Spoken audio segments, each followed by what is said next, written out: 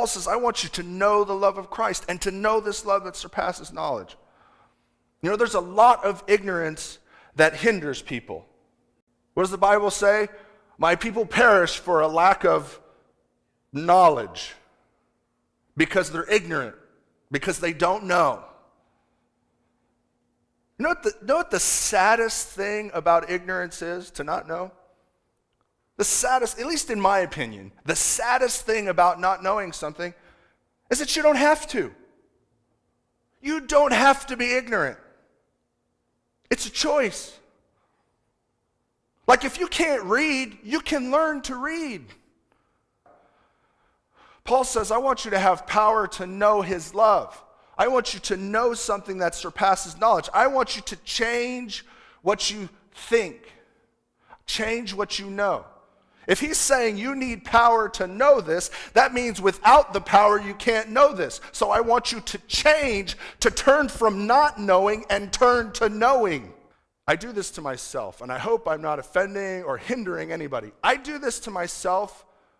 I preach this way to myself because I never want to be settled in my walk with God. I want to challenge and push myself to think more and better, not just about God, but about myself. I have to. Here's the thing. I hate me. I spend a lot of time hating me. You know what I've learned? God loves me. So what I need to do is change the way I think because he's right, I'm wrong. He knows better than me. Let me give you a quick example. Look, for some of you, you know that I've been learning to ride horses. And Steve's been teaching me how to ride horses. All right, I haven't been riding for very long, but I love it. I love it. I love it so much. We went yesterday, and it was great. Steve had to go out of town, and it was on a day that we would normally ride. And he texts me, and he says, are you ready for your first solo? Do you know how much confidence that gave me? That Steve would text me that? Listen.